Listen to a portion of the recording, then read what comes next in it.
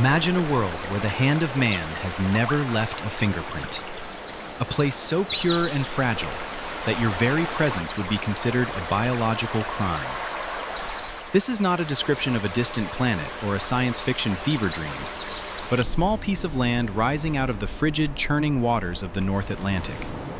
This is Surtsey Island, a place that technically should not exist, and yet it stands as one of the most protected patches of soil on the entire face of the Earth. Before we dive into the depths of this volcanic mystery and discover why a single tomato once threatened to destroy an entire ecosystem, make sure you subscribe to the channel and hit the bell icon so you do not miss our next descent into the unknown. Looking at Surtsey from a distance, you might see nothing more than a bleak, rocky mound shrouded in Icelandic mist. But to the scientific community, this is the most important laboratory in existence. It is a giant petri dish, a virgin landscape where nature is writing its own rules without our interference. The story of Surtsey began not with a whimper, but with a roar that shook the very foundations of the seabed. On the 14th of November, 1963, the crew of a fishing vessel south of Iceland noticed something terrifying. They thought they saw a ship on fire, or perhaps a submarine exploding beneath the waves. Dark columns of smoke billowed hundreds of meters into the sky, and the ocean began to boil. What they were witnessing was the birth of a new world. For 3 long years, a subaquatic volcano vomited molten rock into the freezing sea, battling the tides until the lava finally cooled and solidified into a permanent island. By the time the eruption ceased in 1967, Surtsey covered nearly 3 square kilometers. It was a blank canvas, a literal piece of the prehistoric past manifested in the modern day. And almost immediately, the Icelandic government realized they had something priceless. They did not build a resort, they did not plant a flag for tourism. They did something far more radical. They banned humanity. Personally, I find the idea of Surtsey deeply humbling. In an age where we have mapped every inch of the globe with satellites and paved over paradise to build shopping malls, there is something hauntingly beautiful about a place where we have collectively agreed to stay away. It is a testament to our restraint, or perhaps a confession of how destructive we know ourselves to be. The island was declared a nature reserve in 1965, while the eruptions were still ongoing, and later became a United Nations Educational, Scientific, and Cultural Organization World Heritage Site. Only a handful of scientists are permitted to set foot on its shores, and the protocols they must follow are bordering on the obsessive. They are not allowed to bring anything, no seeds, no soil, no microbes. They must scrub their gear and their bodies as if they were entering a high-security surgical theater. They sleep in a tiny, cramped wooden shack that is the only man-made structure on the island, and every single thing they bring in must be carried back out, including their own waste. The reason for this extreme isolation is simple yet profound. Scientists wanted to observe how life colonizes a brand new, sterile environment. How do plants arrive? How do birds decide to nest on a rock that did not exist 5 years prior? On Surtsey, they saw the miracle happen in real time. First came the molds, bacteria, and fungi. Then, the first vascular plant appeared in 1965, a sea rocket that had likely drifted across the waves as a seed. Then came the gulls, the fulmars, and the puffins, who brought life in their droppings, creating the first patches of fertile soil on the harsh volcanic rock. By the year 2004, 60 different species of vascular plants were documented. It was a slow, majestic procession of life, a quiet symphony of evolution playing out on a stage of black basalt. But even the most fortress-like borders can be breached by human stupidity. There is a famous story among the researchers of Surtsey, a cautionary tale that perfectly illustrates why we are the island's greatest threat. During one of the sanctioned scientific expeditions, a group of researchers discovered something that should have been impossible. In the middle of the pristine volcanic soil, far from any other vegetation, a small green sprout was reaching for the sun. It was a tomato plant. This was a catastrophe for the experiment. How did it get there? Did a bird eat a tomato in Reykjavik and fly 30 kilometers to deposit the seed? Number. The investigation revealed a much more human and much more disgusting truth. One of the scientists, despite the strict rules, had ignored the protocols and answered the call of nature directly into the soil, instead of using the designated facilities. He had eaten a tomato for lunch before arriving, and his digestive system had acted as a Trojan horse, smuggling foreign DNA into this sacred sanctuary.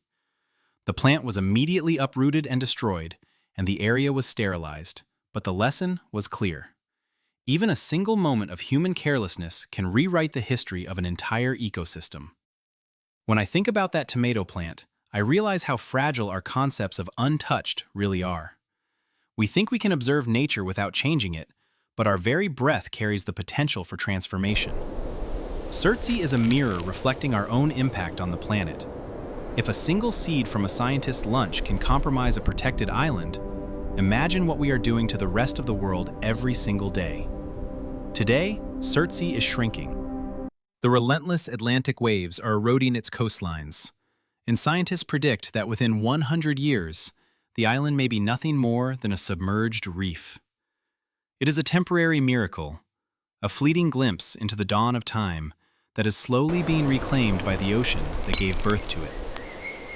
The island remains strictly off-limits to you, to me, and to almost everyone else. Pilots are forbidden from flying low over the island, and boats are prohibited from landing. It is a ghost of a land, a place where the only sounds are the screaming of gulls and the rhythmic thumping of the surf against the black stone. It stands as a reminder that there are still places on this earth where we do not belong. Places where the story of life is being written in a language we are not meant to speak. It is the forbidden cradle of the north, a laboratory of the gods, and perhaps the only place on earth where a single tomato is more dangerous than a nuclear bomb. The sheer audacity of nature to create life from fire and water is enough to make anyone feel small. And Surtsey does exactly that. It is a silent, smoking sentinel in the sea, guarding the secrets of how our world began, and it demands that we stay on the other side of the horizon. In the end, Surtsey is not just an island. It is an idea. It is the idea that the earth can still heal itself, that life can still begin anew, and that sometimes the best thing we can do for the planet is to simply turn around and walk away. It is a heavy, sobering thought. We spend our lives trying to conquer and understand, but Surtsey tells us that some things are better left misunderstood and untouched. As the island continues to disappear into the waves, it carries with it a message of humility. We are guests on this planet, not the masters of it. And Surtsey is the one place where that truth is written in stone. It is a place of absolute silence, a place of absolute purity, and a place that we must never, ever visit. The mystery of Surtsey is just the beginning of our journey through these forbidden zones. While the danger on this Icelandic rock is mostly scientific, other islands on our list hold much more visceral, deadly threats. Imagine an island where the very air you breathe could be a death sentence, or where the ground beneath your feet is crawling with thousands of predators waiting for a single misstep. We are just scratching the surface of the world's most fatal geographies. Surtsey was a lesson in purity, but our next destination is a lesson in terror. The transition from the cold, sterile beauty of the North Atlantic to the sweltering, venomous nightmares of the tropics is a journey that many have started, but few have returned from to tell the tale. Keep your eyes on the horizon, because the borders we are about to cross are not just forbidden, they are lethal. The Emerald Coffin, Ilha da Queimada Grande. If the frozen isolation of Surtsey felt like a sterile laboratory, our next destination is a humid, suffocating nightmare that seems to have been designed by a cruel and ancient god. Just 90 miles off the coast of Sao Paulo, Brazil, lies a stretch of land that looks, from a distance, like an absolute tropical paradise. It is draped in lush, vibrant emerald vegetation, with granite cliffs that rise majestically from the sapphire waters of the Atlantic. It looks like the kind of place where you would want to drop anchor, pull a kayak onto the shore, and lose yourself in the beauty of nature. But if you were to do that, you would likely be dead within minutes.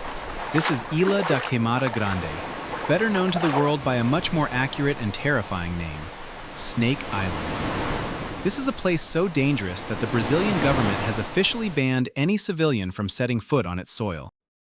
And frankly, after you hear what is waiting in the underbrush, you will understand why that ban is not just a legal regulation, but a mercy. The secret to the terror of Snake Island lies in the sheer density of its inhabitants.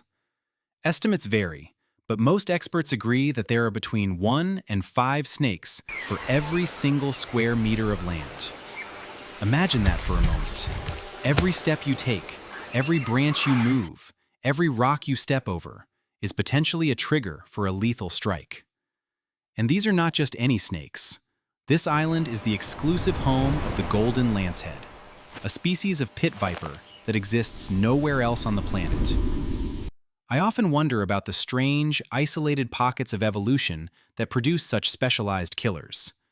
It is as if the island itself became a pressure cooker for lethality, forcing a species to become so efficient at killing that it transformed into something truly supernatural. The golden lancehead is not just a snake, it is a biological masterpiece of assassination. The story of how this island became a serpentine fortress is a tale of rising tides and evolutionary desperation. About 11,000 years ago, at the end of the last ice age, rising sea levels cut off Queimada Grande from the Brazilian mainland. The snakes that were trapped there found themselves in a precarious position. Their usual prey, small mammals and ground-dwelling creatures, slowly disappeared, leaving the vipers with nothing to eat but migratory birds that used the island as a resting stop. But there was a problem. A standard viper's venom takes time to work. On the mainland, a snake bites a mouse, the mouse runs away and dies a few minutes later, and the snake tracks it down using its scent. On an island, if a bird is bitten and flies away, it dies over the ocean and the snake starves. To survive, the golden lancehead had to evolve. Over thousands of years, its venom became 5 times more potent than its mainland cousins. It became a fast-acting, flesh-melting neurotoxin that can kill a bird almost instantly, dropping it right into the waiting coils of the hunter. Personally, there is something about the melting quality of this venom that strikes a chord of pure, primal horror in me. This is not a clean death. The chemical composition of a golden lancehead bite includes hemotoxins that literally begin to digest your tissues while you are still alive. It causes systemic organ failure, brain hemorrhaging, and intestinal bleeding. In a human being, the mortality rate is incredibly high, and even with antivenom, the recovery is a grueling, agonizing process that often leaves permanent scarring or loss of limbs. It is a weapon designed to end life with absolute certainty. The snakes themselves are beautiful in a haunting way, a pale, yellowish gold color that helps them blend perfectly into the dead leaves and sun-dappled forest floor. You would not see death coming until it was already sinking its fangs into your calf. The legends surrounding Snake Island are as thick as the canopy above it. The most famous, and perhaps the most chilling, is the story of the last lighthouse keeper. In the early part of the 20th century, a man lived on the island with his wife and 3 children to tend the lighthouse that warns ships away from the treacherous rocks. One night, a swarm of snakes crawled through an open window, slithering into the living quarters. Panic-stricken, the family fled the house and ran toward their boat, hoping to escape the nightmare. But the forest was waiting for them. According to the legend, they were bitten hundreds of times as they stumbled through the dark undergrowth. Later, a Navy vessel arrived to check on the lighthouse and found the bodies of the entire family scattered across the island, bloated and blackened by the venom. Whether every detail of that story is true or not, the reality is that the lighthouse has been automated since the 1920s because no human being can be expected to survive there long term. Another tale involves a hungry fisherman who, unaware of the island's reputation, landed his boat to forage for bananas. He was found days later in his boat, lying in a pool of his own blood, covered in bite marks. These stories serve as a grim folklore that keeps the locals away, and yet the island still attracts a very specific and dangerous type of human, the biopirate. Because the golden lancehead is so rare and its venom is so scientifically valuable for heart medication and other treatments, a single snake can fetch up to $30,000 on the black market. These smugglers risk their lives, creeping onto the island at night with thick boots and protective gear, hoping to snatch a fortune from the jaws of death. It is a testament to human greed that some would dance with thousands of vipers for a paycheck.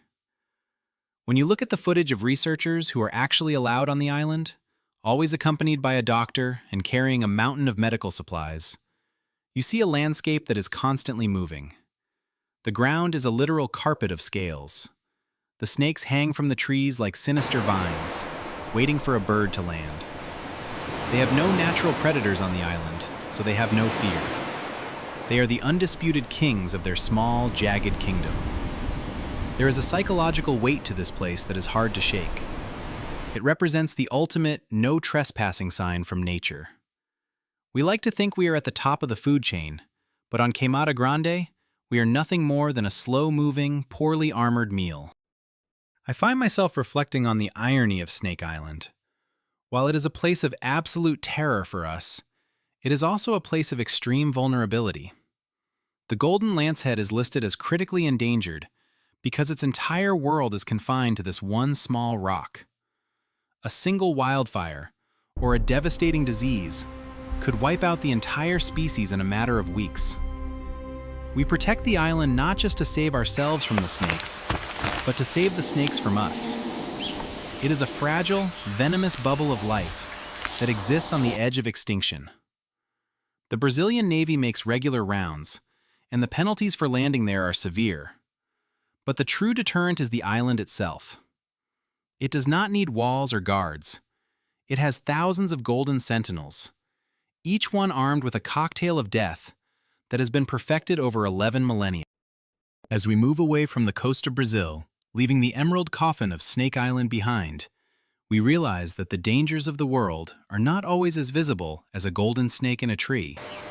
Sometimes the threat is invisible, drifting in the air or hidden in the very soil we walk on. Our next destination takes us to a place where the air itself was once a weapon, and where the echoes of a cold war still whisper through the ruins of a forgotten town. If you thought the melting venom of the lancehead was terrifying, wait until we explore the island where human ingenuity created something far more insidious than any snake could ever hope to be. The journey is getting darker, and the stakes are getting higher. The world is full of beautiful places that want you dead, and we are just getting started. The Island of the Living Dead. Vozrozhdenia Island. If Snake Island was a masterpiece of natural selection, our next destination is a monument to human madness and the terrifying potential of science without a conscience. Deep in the heart of what used to be the Aral Sea, on the border between Uzbekistan and Kazakhstan, lies a place whose name translates to Rebirth Island. But do not let the name fool you. There is no life flourishing here, only the dormant, invisible ghosts of the Cold War. Vozrozhdenia Island is perhaps the most dangerous patch of dirt on the entire planet, not because of what you can see, but because of what is hidden within the very dust you breathe. It was once a top-secret testing ground for the Soviet Union's most horrific biological weapons, a place where the air was thick with the spores of anthrax, the plague, and smallpox. Before we step into this sun-bleached graveyard, remember that some secrets are buried for a reason, and on this island, the sand itself is a weapon. The irony of the name Rebirth is a bitter pill to swallow when you realize this was a factory designed to perfect the art of mass extinction. In the middle of the 20th century, the Soviet military needed a place so remote and so isolated that they could experiment with the world's most lethal pathogens without the risk of the public finding out or the diseases escaping to populated areas.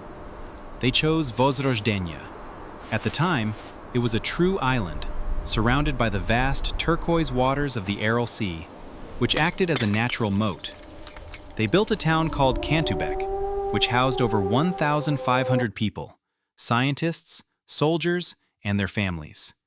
It had a school, a cinema, and a post office, but its true purpose was hidden in a laboratory complex known as Aralsk 7.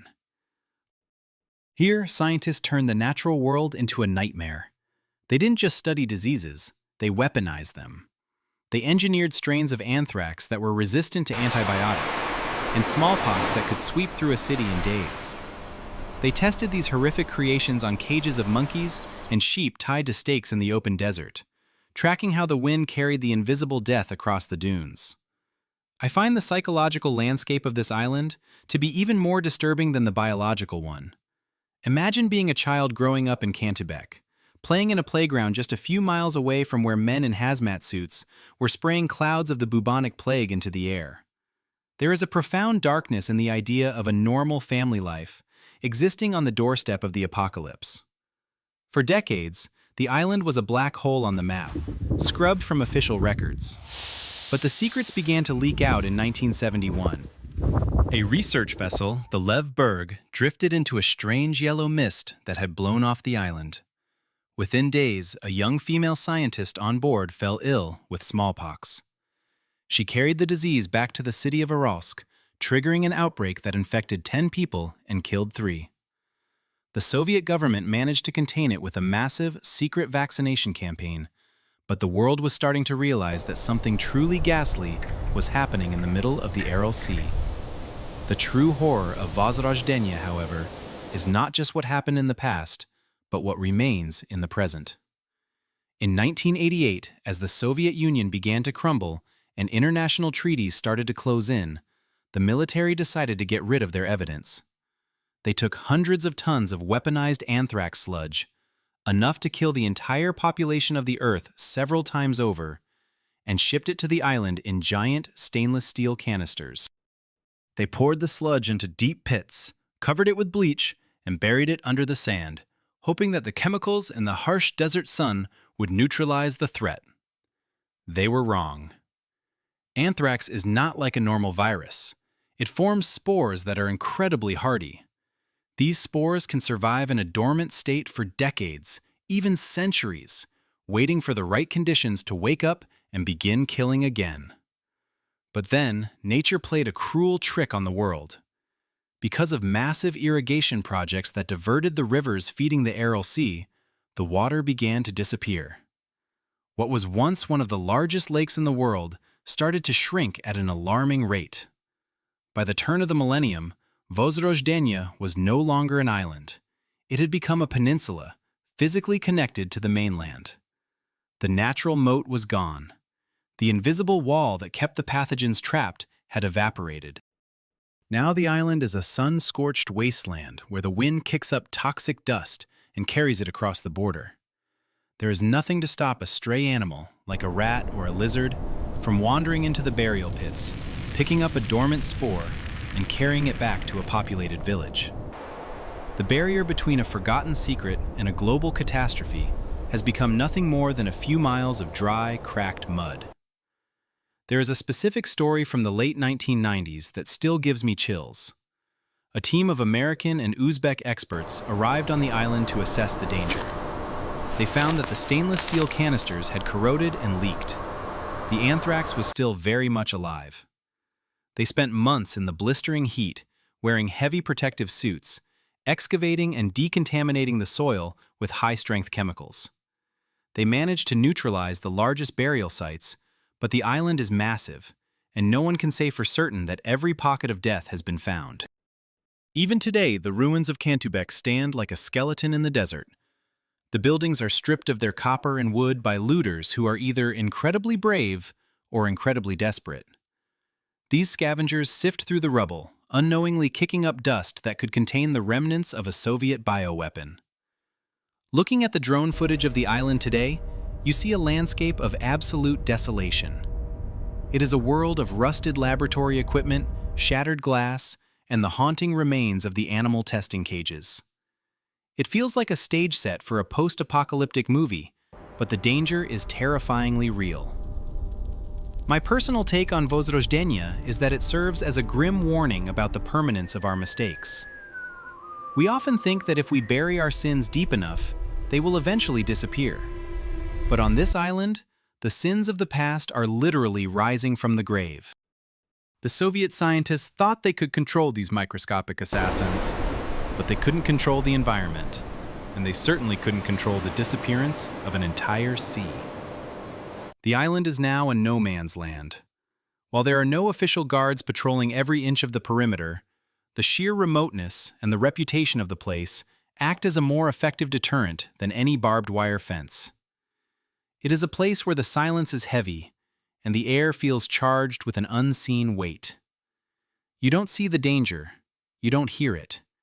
You just feel it in the back of your throat as the dry wind blows. It is the ultimate testament to the hubris of man, a place named after life that became a sanctuary for death. It stands as a reminder that the most forbidden places on Earth are often the ones we created ourselves, through our greed, our paranoia, and our relentless pursuit of more effective ways to destroy one another. As we leave the toxic dust of Rebirth Island behind, our journey through the world's most fatal geographies takes a turn toward the spiritual and the ancient. From a place of cold, calculated science, we move to a location where the danger is not a laboratory-grown spore, but a curse that has been whispered for centuries. Our next island is a place of shadows and bones, a location where the ground itself is said to be saturated with the pain of the dying. If Vozrojdeniya showed us how we can ruin the future, our next stop will show us how we can never truly escape the past. We are heading to the heart of Europe, to an island that has been called the most haunted place on Earth, where the screams of history are still audible if you listen closely enough. Prepare yourself, because we are crossing the lagoon into the darkness of Poveglia, the island of no return, Poveglia. When you think of the Venice Lagoon, your mind likely drifts to images of shimmering canals, ornate gondolas, and the romantic glow of a setting sun reflecting off ancient marble. But there is a dark, festering splinter in this beautiful landscape, a place where the light of the sun seems to lose its warmth before it even touches the ground. Just a few miles from the crowded plazas of St. Mark's Square lies Poveglia Island, a place so saturated with death and despair that even the most hardened local fishermen refuse to cast their nets near its shores. They say the water there is thick with the powdered bones of the ancestors, and that the soil itself is more human than Earth. This is often cited as the most haunted location on the entire planet, but the true horror of Poveglia is not just found in ghost stories. It is found in the historical reality of what happened when humanity decided to turn a small patch of land into a dumping ground for the sick, the dying, and the forgotten. The tragedy of Poveglia began in the 14th century, during the height of the Black Death. As the plague tore through the heart of Europe, Venice, a bustling hub of trade, became a charnel house. The city's leaders, desperate to stop the spread of the invisible killer, decreed that anyone showing even the slightest symptom of the plague should be dragged from their homes and exiled to the island. Imagine the sheer terror of that moment. You develop a slight cough or a swelling in your neck, and within hours you are being rowed across the lagoon to a place from which no one ever returns. On Poveglia, the living were thrown into pits with the dead. Thousands upon thousands of bodies were burned in massive pyres to cleanse the island of the miasma. It is estimated that over 160,000 people met their end on this tiny scrap of land. Some researchers claim that 50% of the island's soil is actually composed of human ash, a gray, powdery substance that coats the ruins and clings to your clothes if you are foolish enough to step foot there. I find it hard to even wrap my brain around that number. 160,000. That is an entire city's worth of people compressed into a few acres of land. Personally, I think the true horror of Poveglia is the layers of suffering. It wasn't just one tragedy, it was a cycle of misery that repeated itself for centuries. In the late 1700s, the island became a permanent quarantine station, a place where ships were held for 40 days to ensure they weren't carrying disease. The word quarantine actually comes from the Italian quaranta, meaning 40. For decades, the island was a waiting room for death, a place where the healthy and the sick were forced to mingle in a state of constant, low-grade panic. But the darkest chapter of the island's history was yet to come. In the year 1922, the existing buildings on Poveglia were converted into a psychiatric hospital. This was an era before modern medical ethics, a time when the mentally ill were often treated worse than criminals. Because the island was isolated and hidden from public view, it became a playground for the cruel and the sadistic. The most famous legend of this period involves a head doctor whose name has been lost to time, but whose deeds are etched into the island's folklore. It is said that this doctor was a pioneer of the lobotomy, but he didn't use modern surgical tools. He used hand drills, hammers, and chisels, performing his gruesome experiments on the patients in the hospital's bell tower. He believed he was searching for the physical location of the soul or the source of madness. But in reality, he was just a butcher in a white coat. The story goes that the doctor eventually began to lose his own mind. He claimed he could hear the voices of the plague victims rising from the soil, screaming for justice. He saw the ghosts of the patients he had mutilated standing in the corners of his room. Driven to the brink of insanity by the very island he had helped to corrupt, the doctor climbed to the top of the bell tower and threw himself off. According to a nurse who supposedly witnessed the fall, the doctor survived the initial impact, but as he lay gasping on the ground, a thick white mist rose from the earth and choked the life out of him. Today, the bell tower still stands, though the bell was removed decades ago. Yet, people sailing past the island in the dead of night still claim to hear a mournful, rhythmic tolling coming from the empty stone structure. Walking through the ruins of Poveglia today, if you are one of the very few who managed to bypass the strict Italian police patrols, is like stepping into a waking nightmare. The hospital beds are still there, rusted and skeletal. The peeling paint on the walls looks like dead skin. There are rooms filled with broken jars and medical equipment that look like they haven't been touched since the day the facility was abandoned in 1968. The atmosphere is heavy, almost liquid. It feels like the air is trying to push you back into the sea. I've seen footage of paranormal investigators who have spent the night there, and even the most skeptical among them often leave before dawn, shaken by sounds of shuffling feet and disembodied weeping that echo through the corridors. The Italian government has tried to sell the island multiple times, hoping that someone would turn it into a luxury hotel or a resort. But every time a developer shows interest, the project mysteriously falls through. In 2014, an Italian businessman won an auction to lease the island for 99 years, but his plans for restoration never materialized. It's as if the island itself refuses to be rehabilitated. It wants to remain as it is, a monument to human agony. There is a story about a family who bought the island in the 1970s, intending to build a holiday home. They spent exactly one night there before fleeing in the middle of the darkness. They refused to talk about what they saw, but their daughter reportedly suffered a massive gash to her face that required 20 stitches, claiming something invisible had attacked her. My own take on Poveglia is that it serves as a psychic scar on the face of Italy. We like to think that we can pave over the past, that we can hide our mistakes on distant islands and forget about them. But Poveglia proves that energy doesn't just dissipate. The fear of the plague victims, the agony of the lobotomized patients, and the madness of the doctor are baked into the very bricks of the buildings. It is a place where the veil between our world and whatever comes next is dangerously thin. The Italian authorities have made it strictly illegal to visit, and they aren't just doing it to protect the crumbling buildings. They are doing it because they know that Poveglia is a place where the human spirit goes to die. As we leave the haunted mists of the Venice Lagoon, we have to prepare ourselves for a different kind of isolation. We have seen islands of fire, islands of venom, islands of toxic dust, and islands of ghosts. But our next destination is perhaps the most mysterious of them all. It is a place that is not forbidden because of a tragedy or a weapon, but because the people who live there have made a choice. They have looked at our modern world, our technology, our wars, our diseases, and they have said, no.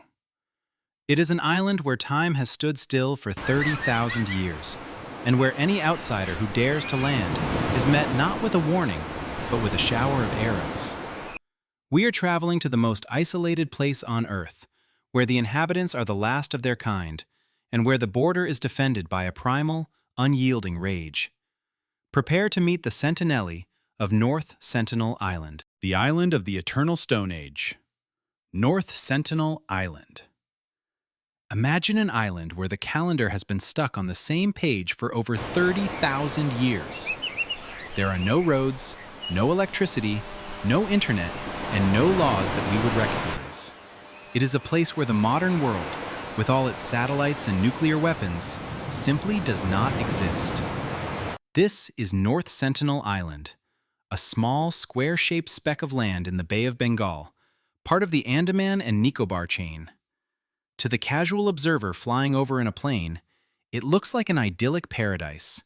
Thick, lush canopy, pristine white beaches, and turquoise reefs.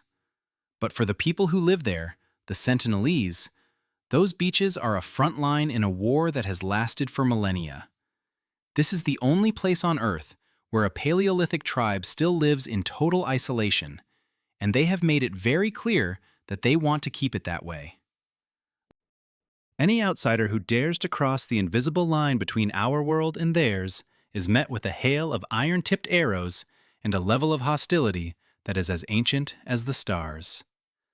The Indian government has established a 3-mile exclusion zone around the island, enforced by heavy naval patrols. But the real border is a psychological one. We aren't just banned from the island for our safety, we are banned for theirs. Because the Sentinelese have been isolated for so long, their immune systems are a blank slate. They have no resistance to the common cold, the flu, or the measles. A single handshake, or even a discarded water bottle left on the beach, could trigger a biological catastrophe that would wipe out the entire population in weeks. This is a place where curiosity is literally a death sentence for an entire civilization. Personally, I find the existence of North Sentinel Island to be one of the most profound mysteries of our time. In an era where we can track a pizza delivery in real time, we have no idea exactly how many people live on this island. Estimates range from 15 to 400, but nobody really knows. We don't know their language, their religion, or even what they call themselves. Sentinelese is just a name we gave them, because they live on an island we named Sentinel. The history of our attempts to contact them is a long, bloody catalog of misunderstanding and tragedy. In the late 19th century, a British naval officer named Maurice Vidal Portman landed on the island with a large party of armed men. He managed to kidnap an elderly couple and 4 children, taking them back to Port Blair to study them. Predictably, the elderly couple immediately fell ill and died, likely from diseases they had no defense against. The 4 children were sent back to the island with gifts, but the damage was done. The memory of that kidnapping was likely passed down through generations, cementing the tribe's belief that anyone coming from the sea is a demon who brings only death. Since then, the Sentinelese have treated every approach as an invasion. In 1974, a National Geographic film crew tried to land to film a documentary.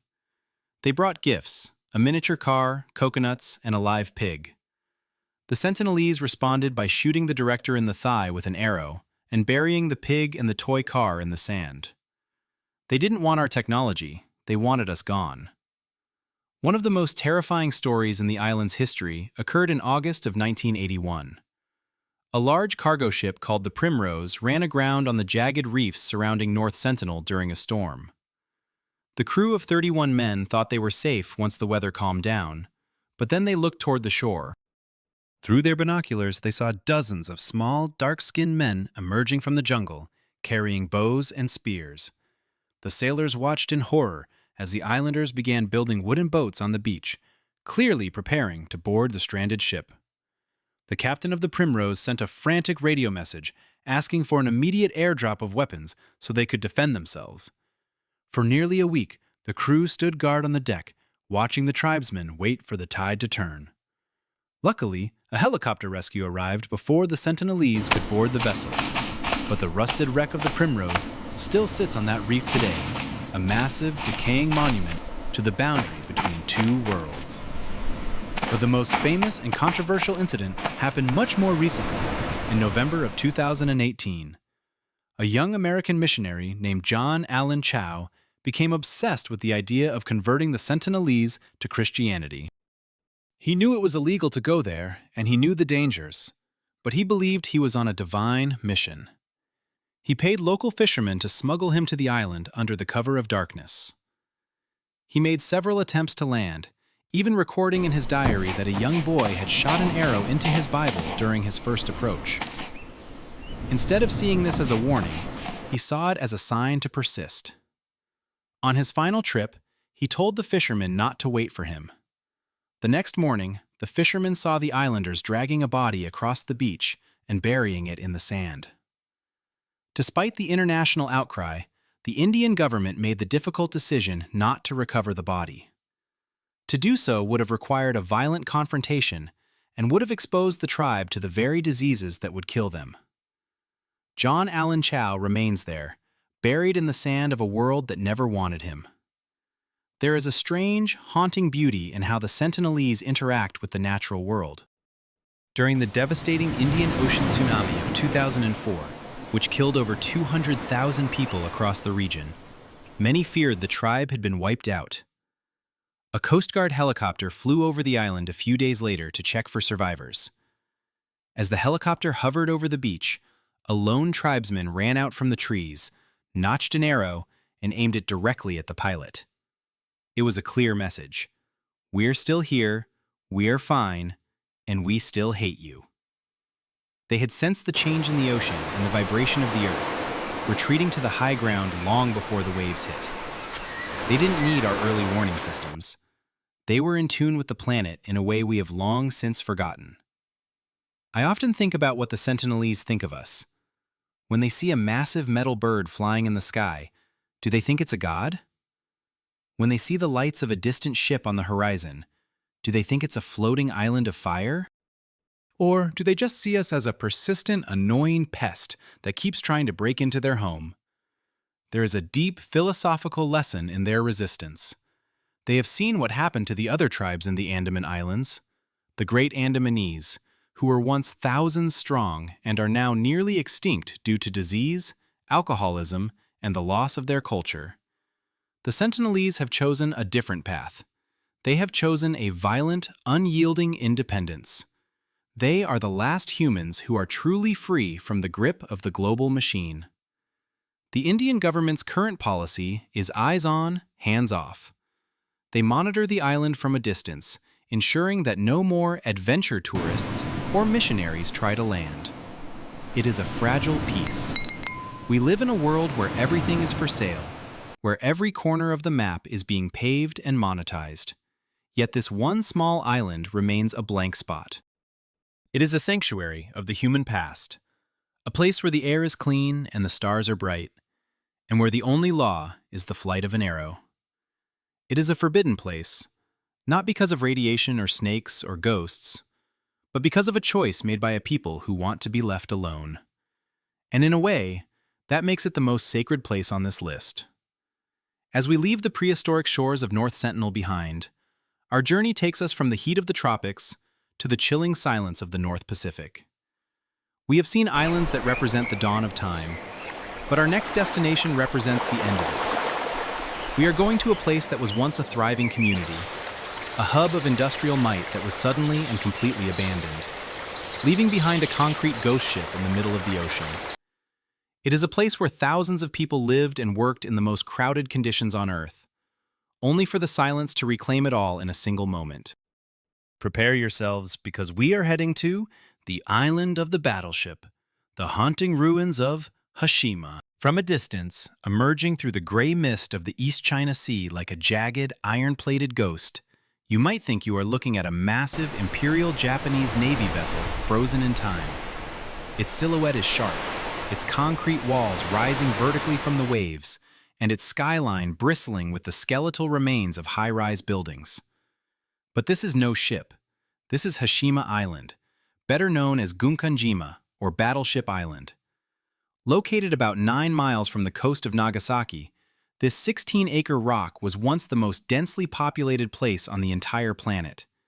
Today, it is a crumbling concrete tomb, a silent witness to the rise and fall of Japan's Industrial Revolution, and a place where the echoes of forced labor still haunt the rusted corridors. It is a forbidden city in the middle of the ocean, where the salt air eats away at the memories of thousands who once called this claustrophobic fortress home. Before we step onto the cracked pavement of this industrial relic and uncover the dark secrets of the coal mines beneath the seabed, make sure you are subscribed to the channel and have the notification bell turned on so you can follow us into the darkest corners of history. The story of Hashima is a story of black gold. In the late 1800s, coal was discovered beneath the island, and the Mitsubishi Corporation bought the site in 1890, intending to tap into the massive undersea coal seams. To house the workers, they didn't just build a few shacks, they built an entire civilization on a tiny piece of rock. Because space was at such a premium, they had to build upward, creating the world's first large-scale reinforced concrete apartment buildings. By the middle of the 20th century, over 5,000 people were squeezed into this tiny space. The population density was staggering, 9 times higher than that of modern-day Tokyo. There were schools, hospitals, a cinema, a swimming pool, and even rooftop gardens, because there was no soil on the island for plants to grow. It was a self-contained concrete hive, a testament to human ingenuity and the relentless pursuit of energy. Personally, I find the sheer scale of Hashima's density to be psychologically suffocating. Imagine living in a world where you never see a blade of grass that hasn't been planted in a pot on a roof. Imagine children who grew up knowing only the gray of concrete and the blue of the sea. It was an urban experiment pushed to its absolute limit. But beneath this marvel of engineering lay a dark, hollowed-out nightmare. The coal mines themselves extended deep beneath the ocean floor, reaching depths of over 1,000 meters. The conditions were hellish. Temperatures inside the shafts could reach 40 degrees Celsius with nearly 100% humidity. The miners worked in cramped, lightless tunnels, constantly threatened by gas explosions, cave-ins, and the crushing weight of the sea above them. They called it the island without green, and for many, it was also an island without hope. The darkest chapter of Hashima's history occurred during the Second World War. As the Japanese male population was conscripted for the front lines, the labor shortage in the mines was filled by thousands of Korean and Chinese forced laborers. These men were treated as expendable tools. They were subjected to brutal treatment, meager rations, and backbreaking work in the most dangerous parts of the mine. It is estimated that more than 1,000 of these laborers died on the island due to exhaustion, malnutrition, and industrial accidents. They were forced to climb what the survivors called the Stairway to Hell, a long, steep flight of concrete stairs that led from their cramped quarters down to the mine entrance. To this day, the island remains a point of deep diplomatic tension between Japan, South Korea, and China. While Japan successfully petitioned for the island to become a United Nations Educational, Scientific, and Cultural Organization World Heritage Site in 2025, they were forced to acknowledge the history of forced labor that took place there. It is a place of prestige for some, but a place of profound mourning for many others. In the 1960s, the world began to move away from coal and toward petroleum. Hashima's fate was sealed. In January of 1974, Mitsubishi announced the closure of the mine. What happened next is one of the most haunting mass departures in modern history. Within just 3 months, the island was completely evacuated. Because the workers were moving to company-owned housing on the mainland, many were told they could only take what they could carry.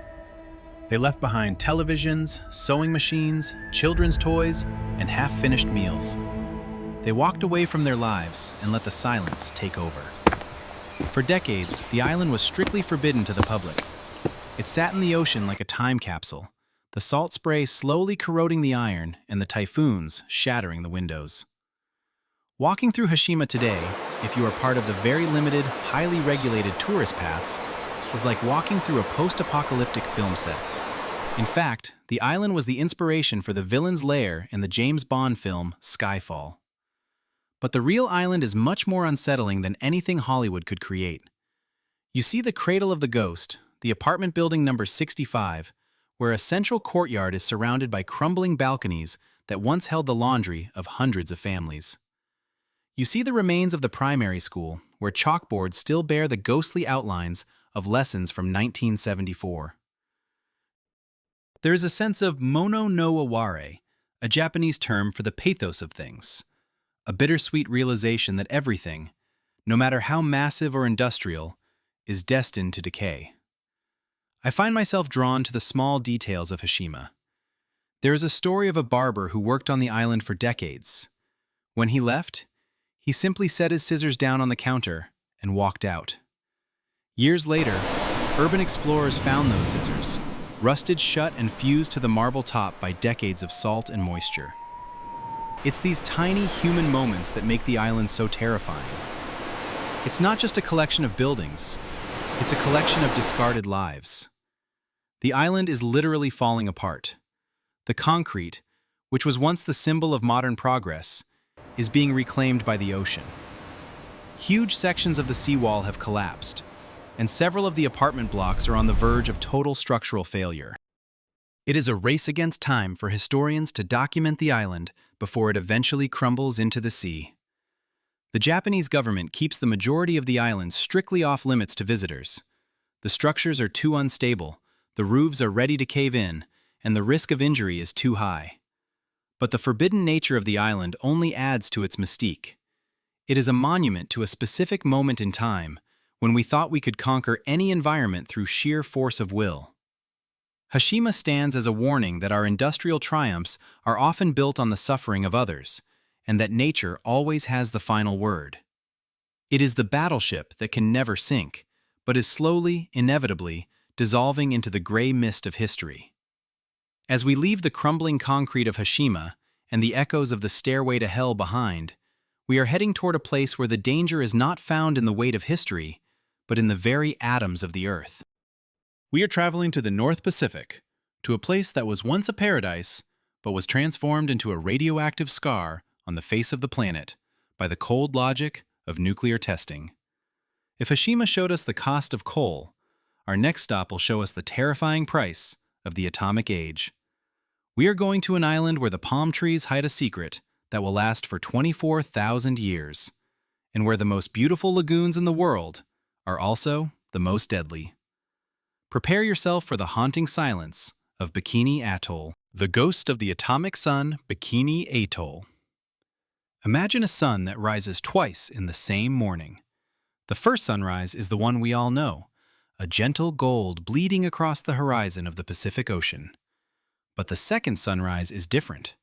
It is a blinding, white-hot flash that turns the sky into a furnace and makes the very air scream.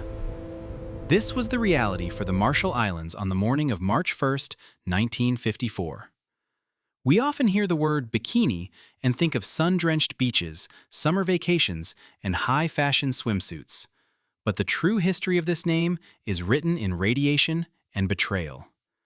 Bikini Atoll, a ring of coral islands in the Central Pacific, is perhaps the most beautiful graveyard on Earth.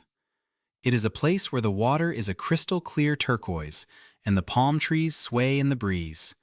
But it is also a place where you cannot eat the fruit, you cannot drink the water, and you certainly cannot stay for long. Before we descend into the radioactive heart of this paradise and explore the cracked concrete tomb that holds the world's most dangerous waste, make sure you are subscribed to the channel and have the notification bell turned on, as our journey into the forbidden is only getting deeper.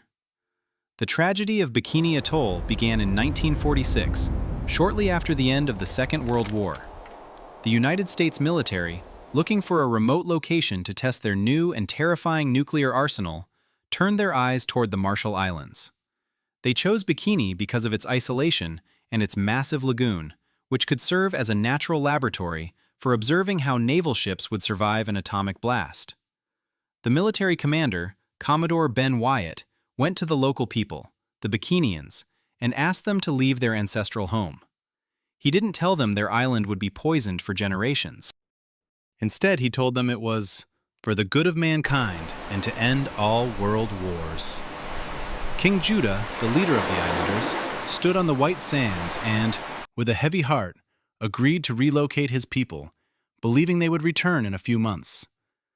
They were moved to Ramree Atoll, an uninhabited island with poor soil and little fish. While the Americans began detonating bombs on their home, the people of Bikini were literally starving to death on a distant rock, waiting for a promise that would never be kept. Personally, I find the arrogance of this period to be almost incomprehensible. We treated the most complex ecosystem on the planet as if it were a disposable stage set. Between 1946 and 1958, the United States detonated 23 nuclear weapons at Bikini Atoll. The most infamous of these was the Castle Bravo test. This was a hydrogen bomb, a weapon of such immense power that the scientists who designed it actually underestimated its yield. They expected a blast of 5 megatons. What they got was 15 megatons, over 1,000 times more powerful than the bomb dropped on Hiroshima. The explosion was so massive that it vaporized 3 entire islands and created a crater on the lagoon floor that is over 2 kilometers wide and 80 meters deep. The fireball was 5 kilometers across, and the mushroom cloud rose 100,000 feet into the atmosphere, spreading radioactive fallout across thousands of square miles of the Pacific. The fallout from Castle Bravo was a snow of death. Fine, white, radioactive ash fell on the neighboring inhabited atolls of Rongelap and Utterik. Children, having never seen snow, played in the white powder, rubbing it on their skin and tasting it. Within hours, they were suffering from radiation burns, their hair was falling out in clumps, and they were vomiting uncontrollably. This wasn't just a scientific accident. It was a humanitarian catastrophe that the world was never supposed to see. The radioactive cloud even reached a Japanese fishing boat called the Lucky Dragon No. 5, infecting the entire crew and causing the first death from a hydrogen bomb.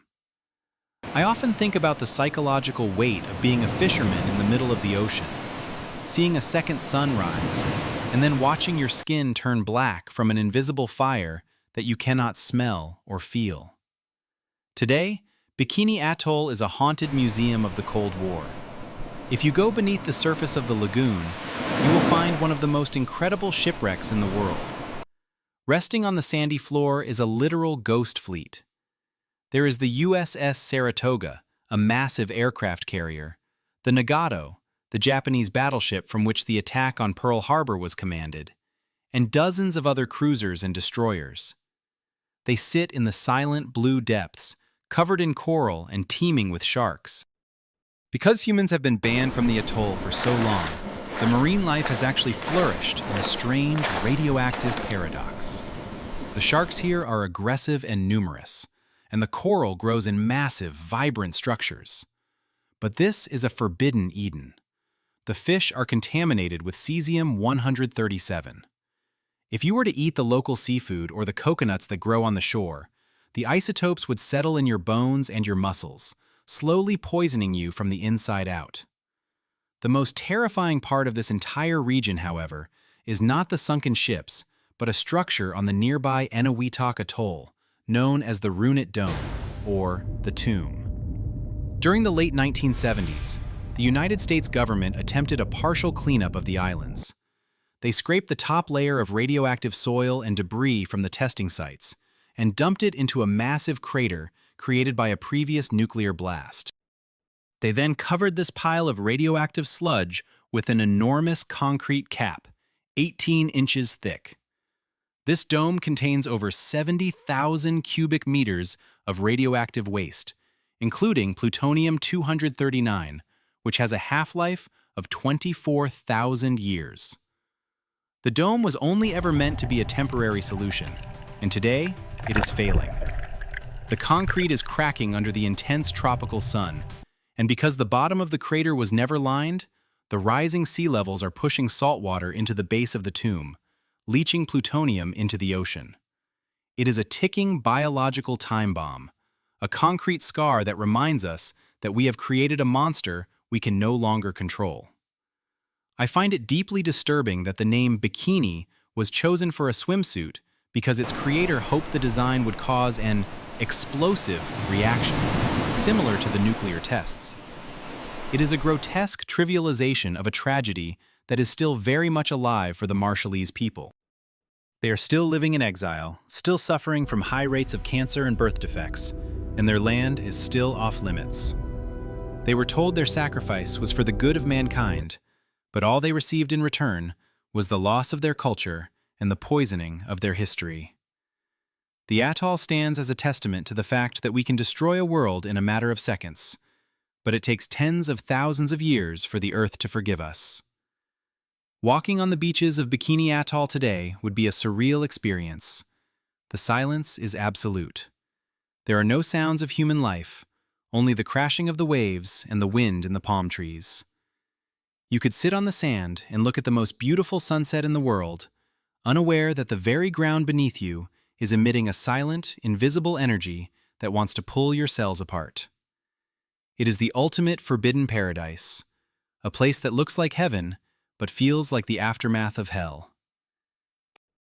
The United States government still monitors the radiation levels, and while they occasionally allow nuclear tourism for divers, the islands themselves remain largely empty, a radioactive no man's land that will remain dangerous long after our current civilization has turned to dust. As we leave the radioactive mists of the Pacific behind, we realize that the most dangerous places on Earth are often the ones where our technology has collided with the natural world in the most violent ways. But our next destination takes us back to a much more primal, visceral kind of danger. We are leaving the silent, invisible threat of the atom and heading to the sweltering, muddy swamps of the Indian Ocean. We are going to an island where the danger is not found in a laboratory or a concrete dome, but in the jaws of thousands of prehistoric predators. It is the site of what the Guinness Book of World Records once called the greatest disaster suffered from animals in the world. Prepare yourselves for the muddy, blood-soaked history of Ramree Island. The Island of the Red Teeth. Ramree. If the radioactive silence of Bikini Atoll felt like a sterile, modern apocalypse, our next destination is a return to a much more ancient and visceral form of terror. We are traveling to the coast of Myanmar, to a place that looks like a tangled, emerald-green maze of roots and water. This is Ramree Island, a massive stretch of land dominated by thick mangrove swamps and tidal creeks. From a bird's-eye view, it is a stunning example of tropical biodiversity. But on the ground, or rather in the knee-deep black mud, it is a place where the human body is nothing more than a soft, slow-moving piece of protein. Ramree is the site of what has been called the most horrific encounter between humans and animals in recorded history. It is an island where the danger doesn't come from atoms or ghosts, but from a predator that has remained unchanged for 80 million years. A creature that views a soldier's uniform and a high-powered rifle with the same indifference it views a fallen branch. Before we step into the suffocating humidity of the Burmese jungle and recount the night the water turned red, remember that in nature there is no such thing as a fair fight. To understand the horror of Ramree, we have to go back to January of 1945, during the closing months of the Second World War. The British and Indian forces launched an offensive to capture the island because it possessed a strategic airfield that was vital for the campaign against the Japanese. The battle was fierce, and eventually, the Allied troops managed to outmaneuver a large contingent of nearly 1,000 Japanese soldiers. The Japanese found themselves pinned against a wall of impenetrable mangrove swamp. They were given a choice: surrender to the British or attempt a 10-mile retreat through the heart of the marshes to rejoin their main force. Driven by a deep sense of honor and a refusal to become prisoners of war, the soldiers chose the swamp. It was a decision that would lead them into a slaughterhouse that no military manual could have prepared them for. I often think about the psychological state of those men as they stepped off the solid ground and into the stagnant, waist-deep water. They were already exhausted, hungry, and many were wounded. They entered a world where the sun never touches the ground, where the air is a thick soup of mosquitoes and the smell of rotting vegetation. But the real masters of this swamp were watching them from the shadows. Ramree Island is home to one of the largest populations of saltwater crocodiles on the planet. These are not the alligators you see in Florida or the smaller crocodiles of the Nile. These are the salties, the largest living reptiles on Earth. They can grow to over 20 feet in length and weigh more than 2,000 pounds. They are apex predators in every sense of the word, possessed of a bite force that can crush a steel hull and a patience that is truly terrifying. To a saltwater crocodile, the arrival of 1,000 panicked, splashing men was not a military event. It was a banquet. The retreat lasted for several days, but it was the nights that became legendary for their sheer, unadulterated terror. Bruce Stanley Wright, a naturalist who was serving with the British forces, recorded an account of that night that still sends shivers down the spines of historians. He described the sounds coming from the darkness of the swamp, the sporadic pop of rifle fire as soldiers shot blindly into the water, the rhythmic, heavy splashing of massive tails, and most hauntingly, the screams of men being pulled beneath the surface. A crocodile does not kill you instantly. It uses a death roll, grabbing a limb and spinning its entire body to tear the flesh and bone apart, then dragging the victim into the deep mud to drown. Wright wrote that the black screaming jungle was filled with the sound of thousands of snapping jaws. By the time the sun rose, the tidal creeks were choked with blood and the remains of those who had been torn asunder. Personally, I find the scale of this event almost impossible to visualize. Imagine being one of those soldiers, standing in the dark, hearing your comrade 5 feet away suddenly vanish with a wet thud and a stifled cry. You can't see what's coming. You can only feel the vibration in the water against your legs. It is a primal fear, the fear of being eaten alive by something you cannot even understand. When the British finally reached the other side of the swamp, they found that out of the nearly 1,000 men who had entered, only about 20 had survived. Most had succumbed to the crocodiles, though many others died from dehydration, snake bites from the lethal Russell's viper, or the swarms of scorpions and biting insects that infested the trees. The Guinness Book of World Records officially listed this as the greatest disaster suffered from animals in the world. Now, it is important to mention that in recent years, some modern historians have questioned the numbers. They argue that it is more likely that a few hundred died rather than nearly 1,000. But for me, the debate over the body count almost misses the point.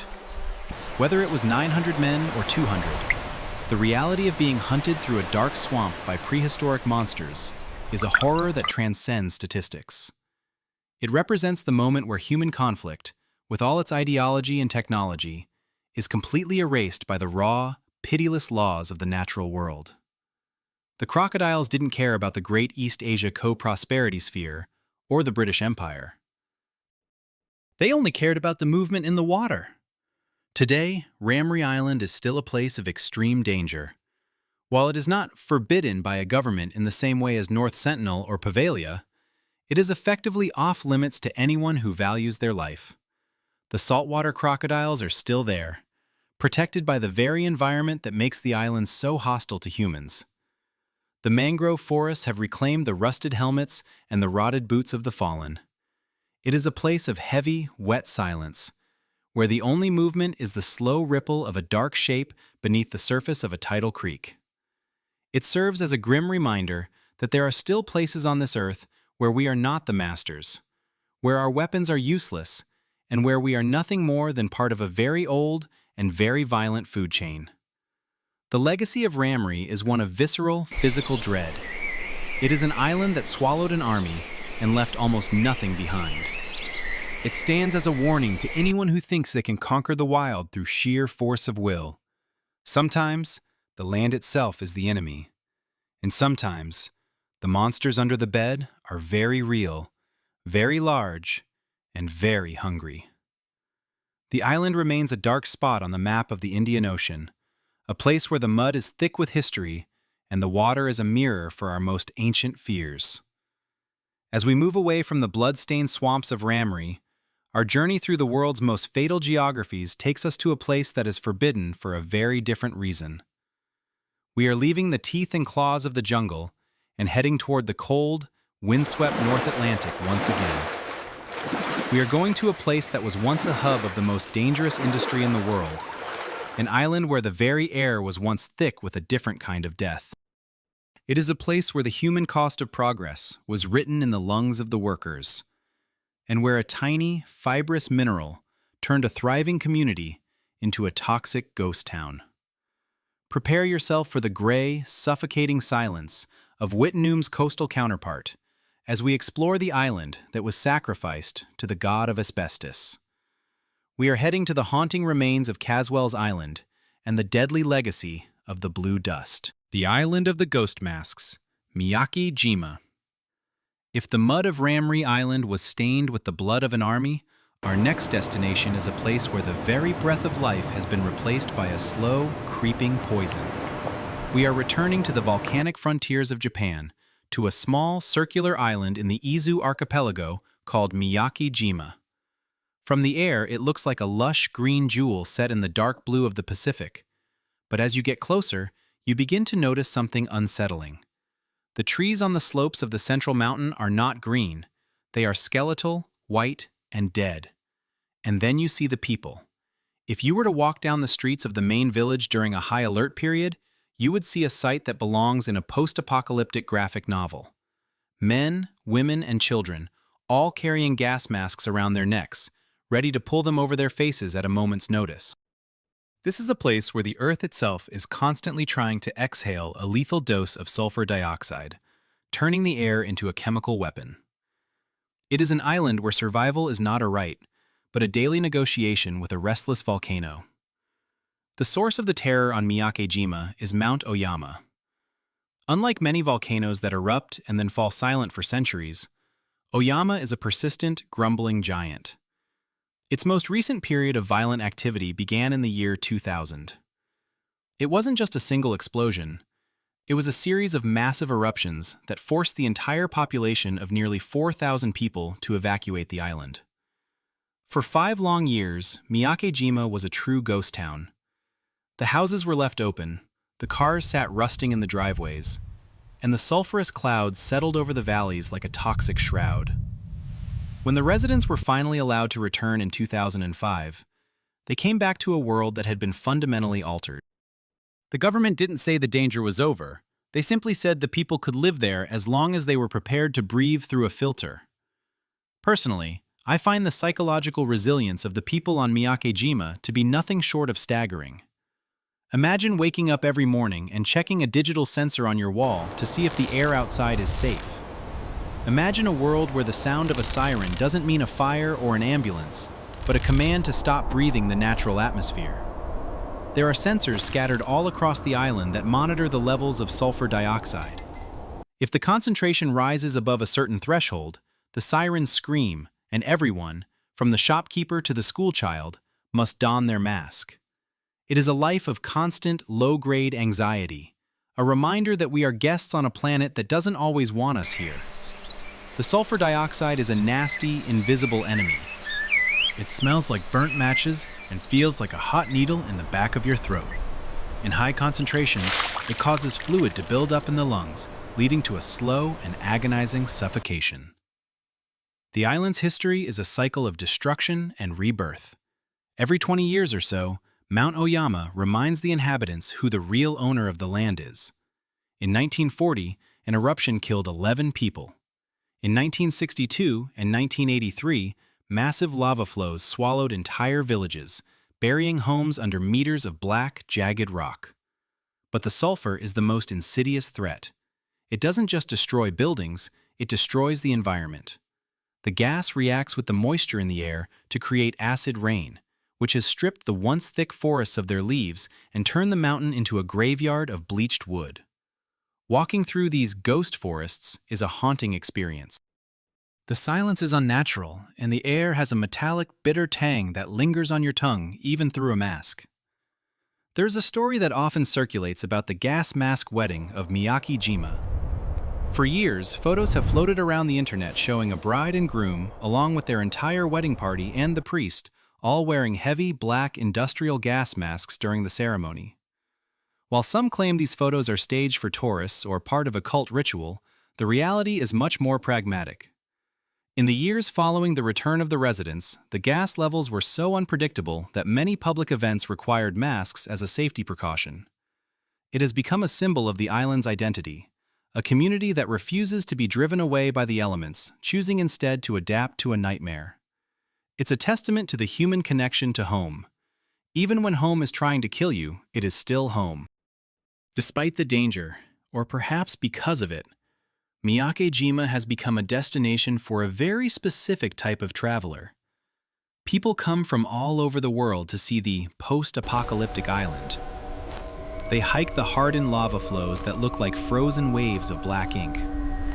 They visit the schoolhouse that was partially buried by a mudslide, its classroom still filled with the dust of 2 decades. But the most striking thing for any visitor is the sound of the sensors.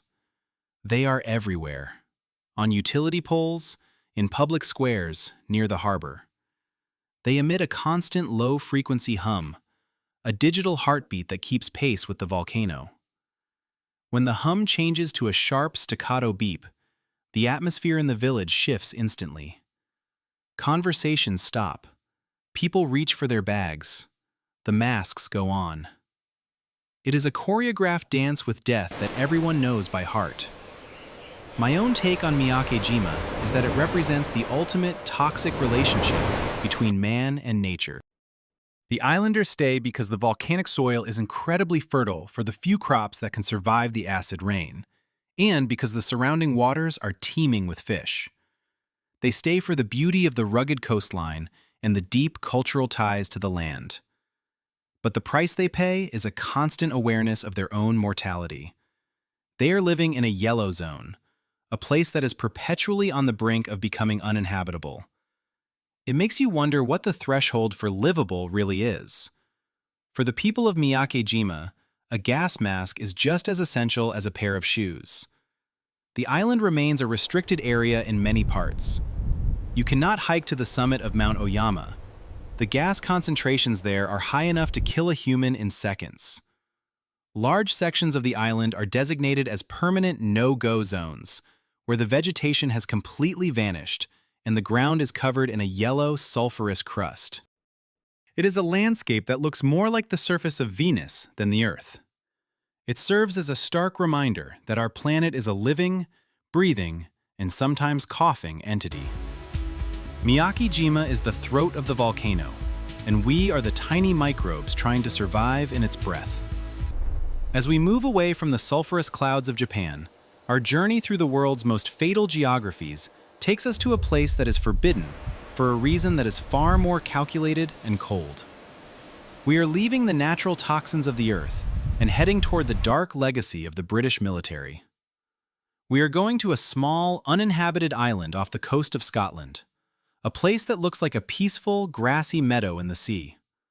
But for nearly 5 decades, this island was the most dangerous place in the United Kingdom, a location where a single spore could trigger a biological disaster. It is an island that was poisoned on purpose, a place where the snow of death was not radioactive ash, but a lab-grown nightmare. Prepare yourselves for the invisible, enduring terror of Grunard Island, the island of anthrax. The island of the invisible assassin Grunard. Imagine a small, oval-shaped island sitting peacefully in the cold, sparkling waters of Grunard Bay, just off the rugged northwest coast of Scotland. From the mainland, it looks like a piece of the classic Highland dream, a lush, green emerald set against the dark, moody blues of the North Atlantic. There are no jagged volcanic peaks here, no swarming pits of vipers, and no crumbling concrete fortresses. It looks like a place where you could spend a quiet afternoon hiking through the heather, listening to the cry of the gulls and the rhythmic wash of the waves. But for nearly 5 decades, this peaceful-looking rock was the most dangerous place in the British Isles. If you had attempted to land there during the 1950s or 60s, you would have been met not by a park ranger, but by signs warning of a death zone. And the ground beneath your feet would have contained enough biological poison to wipe out every major city in the United Kingdom. This is Grunard Island, forever etched into history as Anthrax Island, a place where the British government conducted a terrifying experiment that turned a piece of paradise into a permanent grave for the invisible. The nightmare of Grunard began in the darkest days of the Second World War. In 1942, the British military was terrified that Nazi Germany was preparing to use biological weapons against London. In a desperate bid to create a deterrent, the secretive scientists at Porton Down, the United Kingdom's biological research center, needed a place to test a weapon of their own. They chose a strain of Bacillus anthracis called Volum 14578. Anthrax is a particularly gruesome killer. It is a bacterium that, when exposed to the air, forms incredibly hardy spores. These spores can be inhaled, swallowed, or enter through a cut in the skin. Once inside a host, they multiply rapidly, causing internal bleeding, massive organ failure, and a slow, agonizing death. But what makes anthrax truly terrifying as a weapon is its persistence. The spores do not die off like a normal virus. They can remain dormant in the soil for decades, waiting for a warm-blooded creature to stumble upon them. I find the cold, clinical nature of these tests to be deeply unsettling. The scientists didn't just drop a bomb and leave. They treated the island like a macabre theater. They transported a flock of 80 sheep to Grunard and tethered them in long rows across the grass. Then, they flew a bomber over the island and dropped a small, specially designed bomb filled with concentrated anthrax spores. The footage of these tests, which was only declassified decades later, is like something out of a horror movie. You see the cloud of white dust drifting slowly over the bleeding animals. Within days, the sheep began to die. It wasn't a clean end. They collapsed, bleeding from their noses and mouths, their bodies internally liquefying. The scientists, dressed in heavy rubber suits and gas masks that made them look like alien invaders, went ashore to burn the carcasses in deep pits. But the damage was already done. The very earth of Grunard had been saturated with the microscopic seeds of death. The military originally thought the island would be safe again in a few years. They were catastrophically wrong. When they returned to test the soil a few years after the war, they found that the concentration of anthrax spores hadn't diminished at all. In fact, the island was even more dangerous than before. The government realized they had created a, quote, biological Chernobyl on their own doorstep. They were forced to seize the island from its original owners, the Murray family, and pay them a mere £500, with the promise that the land would be returned once it was, quote, safe. That promise would take almost half a century to fulfill. For decades, Grunard sat in the bay, a silent, green monument to the madness of war. It was strictly forbidden to the public, monitored by the Ministry of Defense, and whispered about by the locals on the mainland, who watched the island from their windows, knowing that even a stray dog swimming to its shores could bring a plague back to their villages. Personally, I think the most fascinating and disturbing part of the Grunard story is the, quote, dark harvest incident of 1981. After 40 years of government silence and inaction, a group of radical protesters decided to force the hand of the authorities. Calling themselves the Dark Harvest Commando, they managed to slip onto the Forbidden Island at night and collect several buckets of soil. They then sent a chilling message to the press, stating that they had delivered a package of that soil to the hallowed grounds of Porton Down and another near the site of the Conservative Party conference in Blackpool. They demanded that the government immediately begin the decontamination of the island. It was an act of biological terrorism in the name of environmentalism, and it worked. The realization that the invisible assassin could be carried in a simple bucket caused a national panic and finally forced the government to act. The cleanup of Grunard Island was a monumental task of industrial chemistry. In 1986, a fleet of barges arrived at the island carrying 280 tons of formaldehyde mixed with 2,000 tons of seawater. They sprayed this toxic cocktail over every square inch of the island, soaking the soil to a depth of several inches to kill the dormant spores. They then removed the most heavily contaminated patches of earth and sealed them in airtight containers. To prove the island was finally safe, they brought in a new flock of sheep to graze on the grass. When the sheep survived the winter without dying, the government declared the island clean. In 1990, a junior defense minister landed on the island and removed the warning signs, declaring that Grunard was no longer a threat to the public. But is it truly safe?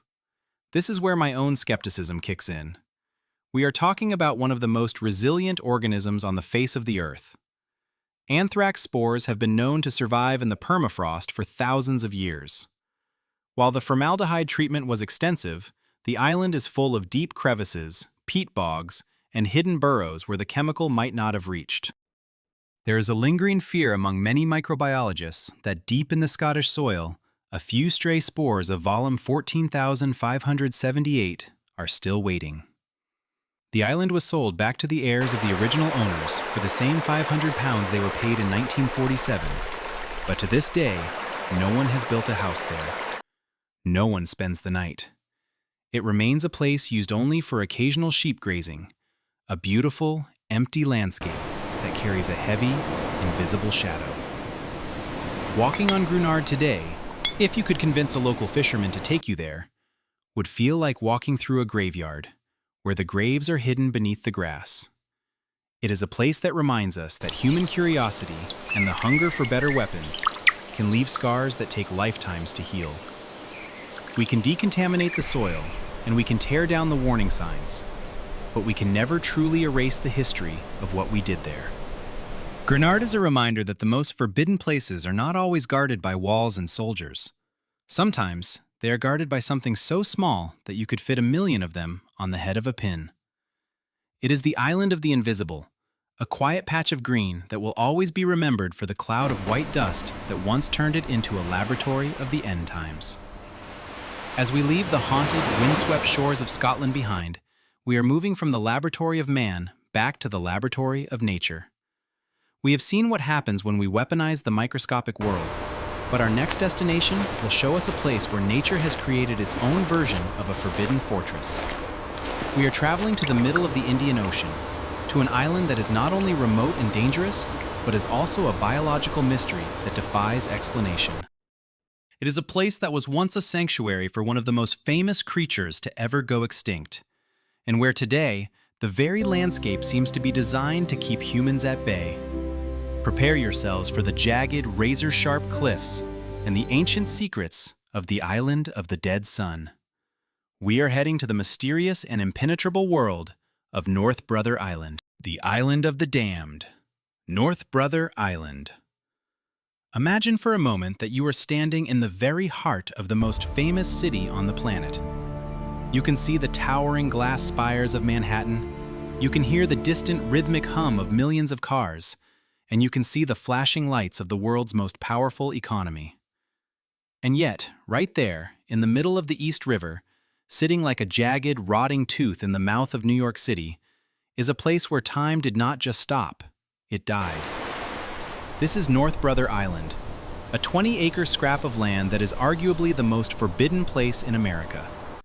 It is a place of such profound melancholy and concentrated tragedy that the city of New York has effectively scrubbed it from the map. It is illegal to land there, and the water surrounding it is patrolled by the police with a vigilance that seems almost paranoid. But as we drift through the oily currents of the East River and look at the skeletal remains of the buildings peeking through the overgrown forest, we begin to realize that the city isn't just protecting the island.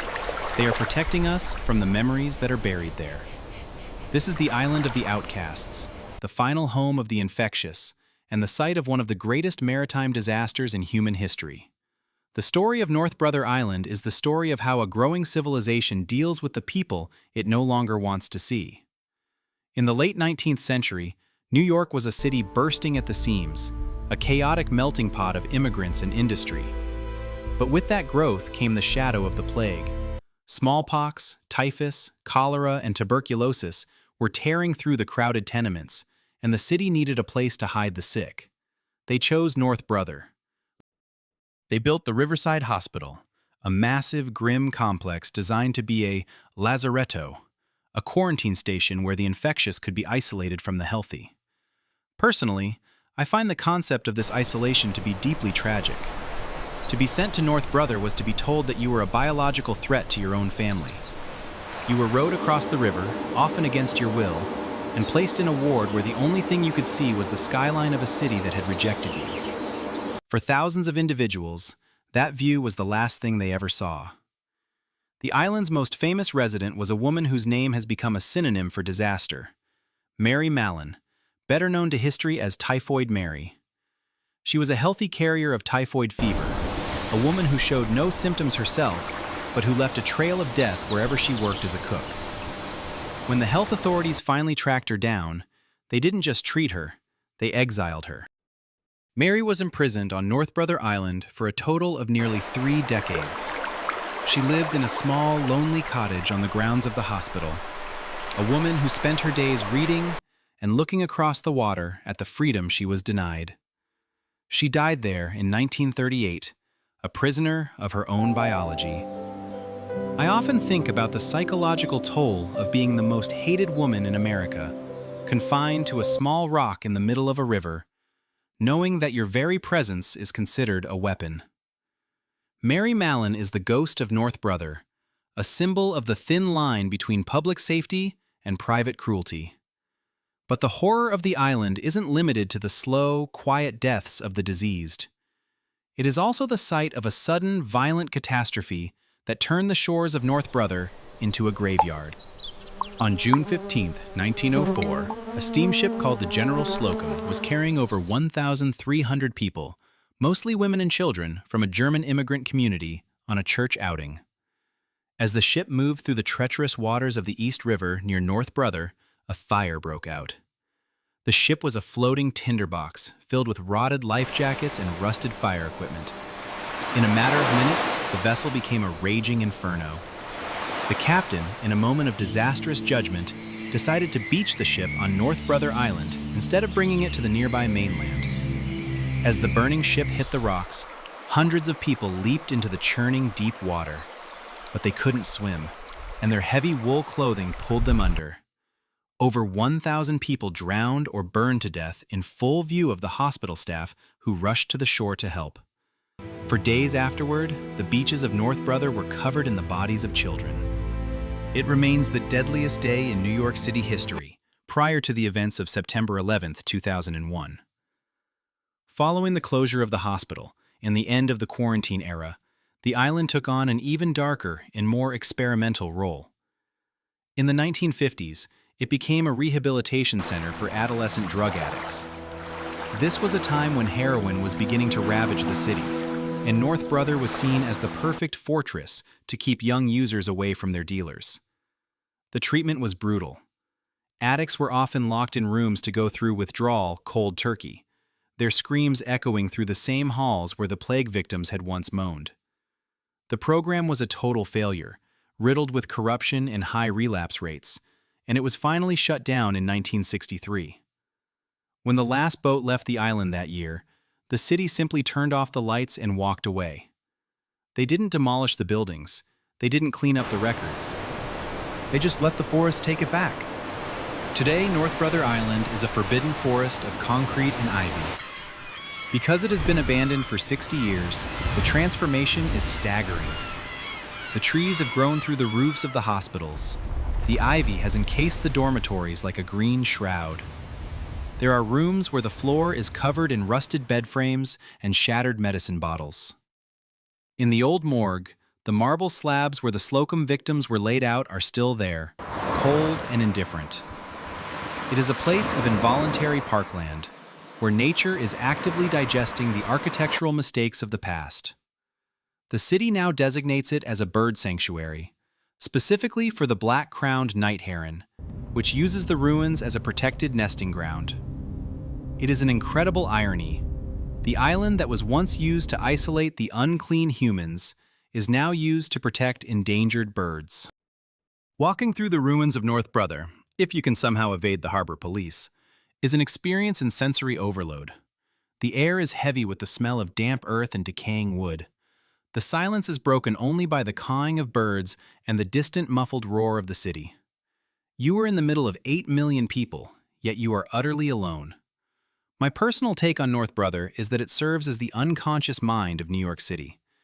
It is the place where the city has buried its trauma, its shame, and its failures. We don't like to remember the way we treated Mary Mallon, or the way we failed the passengers of the Slocum, or the way we locked up children in a heroin ward. So we make the island forbidden. We turn it into a ghost, a place that exists only in the corner of our eye as we drive across the bridges. The legal restrictions on the island are incredibly strict. You cannot get a permit to visit unless you are a sanctioned researcher or a member of the press with a very specific reason. This isn't just because the buildings are dangerous and prone to collapse, which they are, but because the city wants to keep the island's delicate ecosystem and its dark history undisturbed. It is a place where the human story has ended and the story of the Earth has begun again. North Brother is a reminder that even the most powerful cities have their blind spots, their forgotten corners where the past refuses to stay buried. It is a forbidden kingdom of ruins, a testament to the fact that eventually the forest wins, and the memories of the damned are all that remain. As we leave the decaying halls of the Riverside Hospital and the ghosts of the East River behind, our journey takes us from the urban decay of America back to the heart of the Pacific. We have seen islands of disease, islands of fire, and islands of industrial ghosts. But our next destination is perhaps the most mysterious and physically challenging of all. It is a place that was once the center of a thriving ancient culture, but is now a jagged vertical fortress of rock that seems to defy the laws of gravity and biology. It is an island where the forbidden aspect comes not from a government ban, but from the sheer vertical impossibility of its landscape. It is the home of a creature that was thought to be extinct for a century, rediscovered in a place where no human was ever meant to climb. Prepare yourselves for the sky-high mystery and the razor-sharp edges of Ball's Pyramid. The shard of the sunken continent Ball's Pyramid. If the rotting wards of North Brother Island felt like a claustrophobic tomb, our next destination is a monument to the sheer vertical scale of the natural world. Imagine traveling 600 kilometers off the eastern coast of Australia, deep into the Tasman Sea, where the ocean floor drops away into a cold, dark abyss. Out of the blue horizon, a jagged black tooth of rock suddenly pierces the sky, rising over 560 meters straight up from the churning waves. It looks like a shard of obsidian, or perhaps the dorsal fin of a colossal stone leviathan frozen in time. This is Ball's Pyramid, the tallest volcanic stack on the planet. It is a place of such extreme geometry that it feels like it belongs in a fantasy novel rather than our modern world. But this monolithic spire is not just a geological curiosity.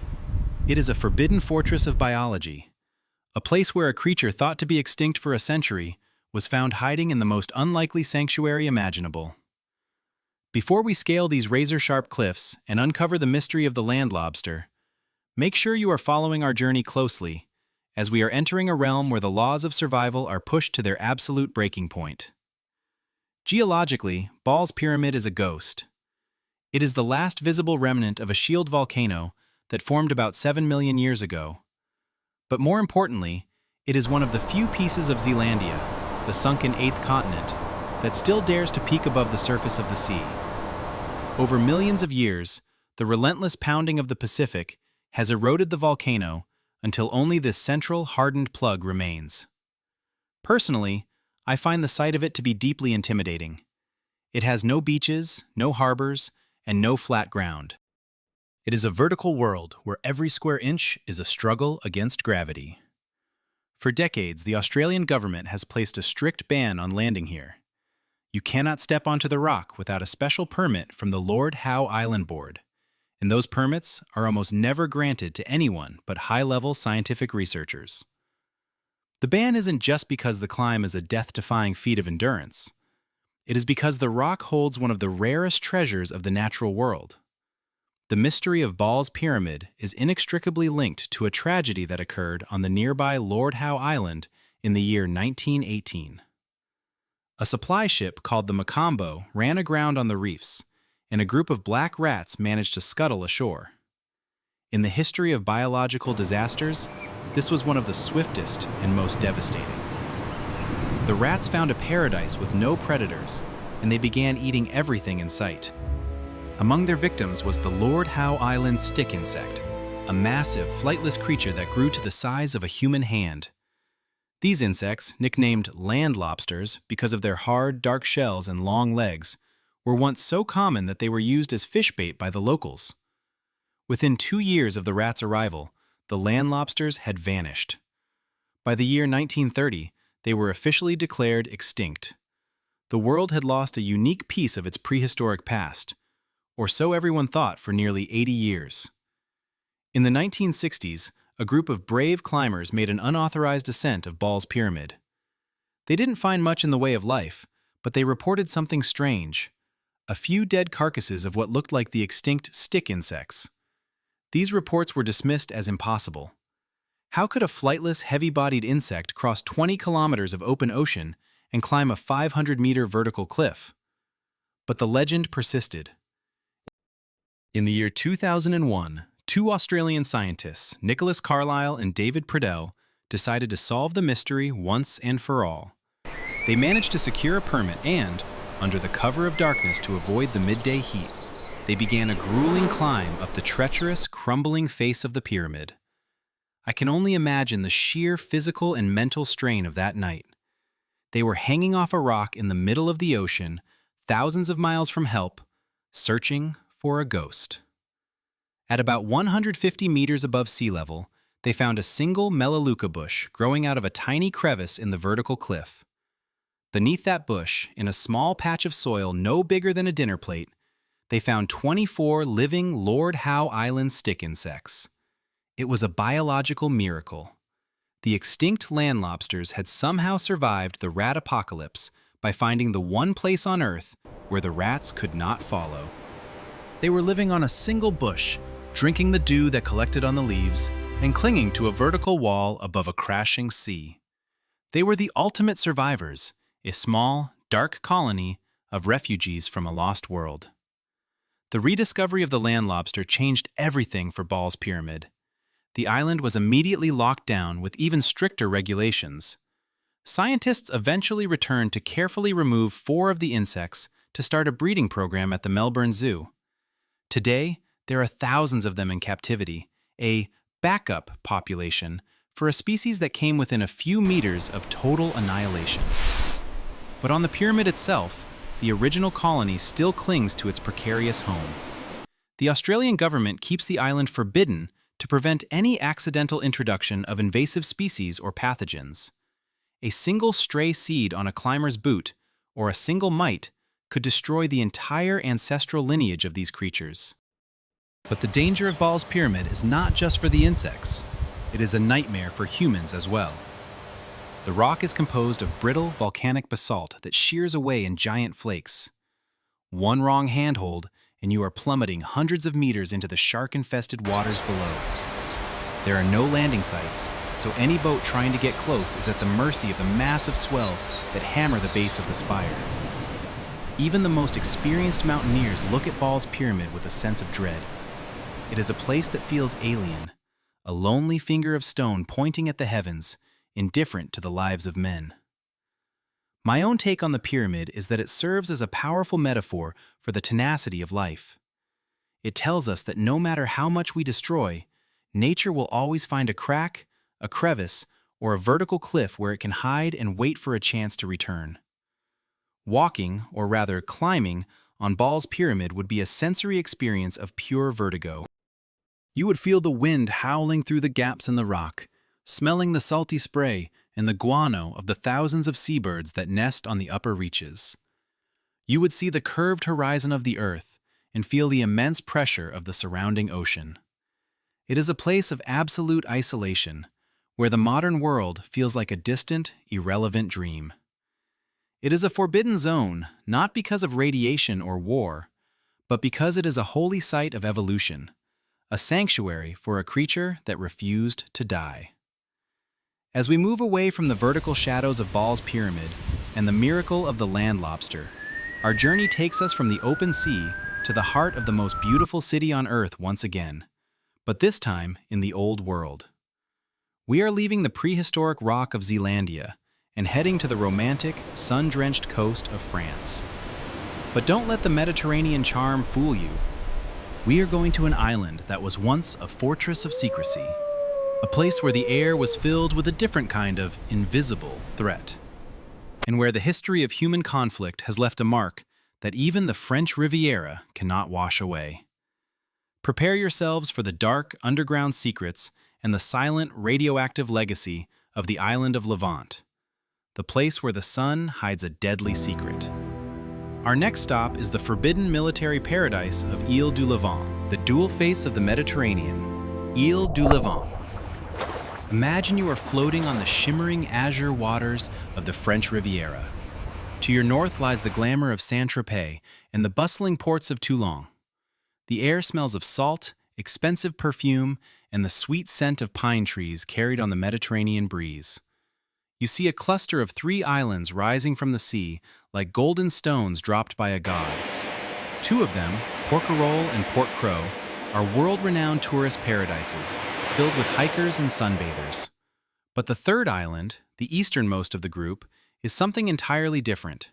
This is Île du Levant, a place defined by a bizarre and unsettling duality. It is an island divided by a high, barbed wire fence into two worlds that should never exist side by side. On one side of the line is a tiny village where people walk the streets in a state of total primal nudity, seeking a return to nature. On the other side, covering 90% of the island, is a top-secret military fortress where the French government tests the most advanced missile systems in the European arsenal. This is a forbidden paradise where the invisible danger is not a virus or a snake, but a supersonic projectile that could be launched from the shadows at any moment. Before we cross the line into the high security zone and uncover the dark, tragic history of the children who were once imprisoned here, ensure you are still with us on this journey through the world's most fatal geographies. The military history of Île du Levant is a story of strategic obsession. Because of its perfect position in the Mediterranean, the French Navy realized long ago that this rock was the ultimate stationary aircraft carrier. In the year 1950, the French Ministry of Defense designated the vast majority of the island as the Centre d'Essai de Missiles, or the Missile Launching Center.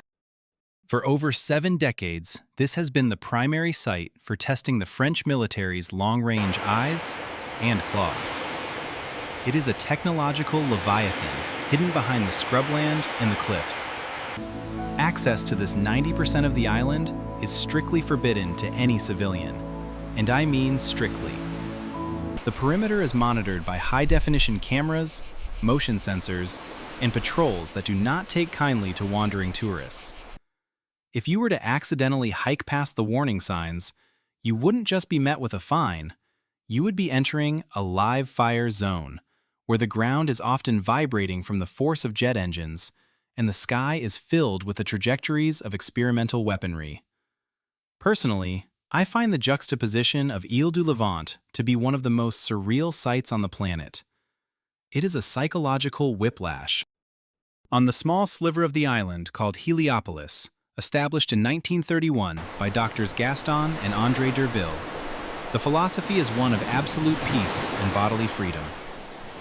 People live there to escape the constraints of modern society.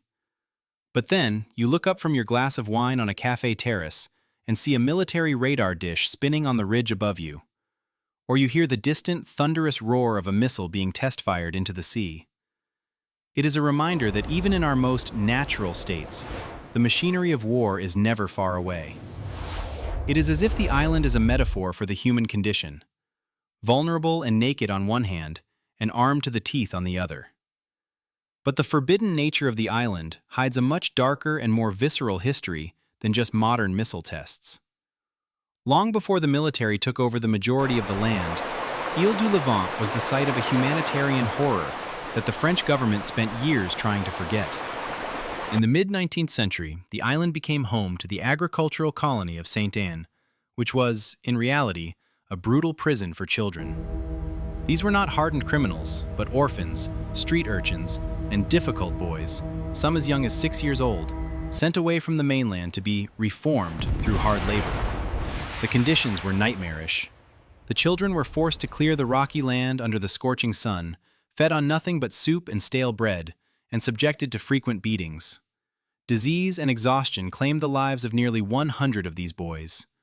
Their small, unmarked graves are still there, hidden somewhere in the forbidden military zone, overgrown by the Mediterranean brush. This is the true ghost of the island, the memory of a century of suffering that took place in a location we now associate with luxury and leisure. The military zone itself is a labyrinth of underground bunkers, launch pads, and tracking stations. It is a place where the danger is calculated and cold. One of the reasons the island is so strictly off-limits is the presence of unexploded ordnance and experimental debris. Over decades of testing, the cliffs and the surrounding seabed have become a graveyard for failed prototypes and spent casings. Some of these materials are highly toxic or even mildly radioactive, depending on the sensors and guidance systems being tested. The French government treats the island's secrets with a level of paranoia that borders on the extreme. Pilots are given strict instructions to avoid the airspace, and boats are warned to stay well away from the red zones in the water where the missiles are aimed. It is an island that is literally hot, both in terms of the climate and the activity happening beneath the surface. I think what makes Ile du Levant so fascinating is that it represents a controlled, forbidden zone. Unlike North Sentinel, where the inhabitants enforce the border, or Snake Island, where biology does the job, here it is the state. It is a place where the line between paradise and prison is a literal fence. If you stay on the Heliopolis side, you are in a sanctuary of freedom. If you cross that fence, you are an enemy of the state, standing on ground that has been prepared for the next great conflict. It is a place of extreme silence and extreme noise. The military side is kept pristine in its own way. Because no people are allowed there, the local flora and fauna have flourished in the absence of tourism, much like the zone around Chernobyl. The island has become a sanctuary for the rare Mediterranean tortoise and various species of seabirds, all living in the shadow of the missile silos. Walking through the accessible parts of the island, you can feel the tension. You see the ruins of the old monks' monastery and the remains of the children's prison, and then you see the sleek, modern towers of the military-industrial complex. The air feels charged with a strange energy. You are constantly aware that you are being watched, not just by the locals, but by the myriad of lenses and sensors belonging to the French Navy. It is a place where you are encouraged to be exposed, but where the truth of what happens behind the fence is completely covered.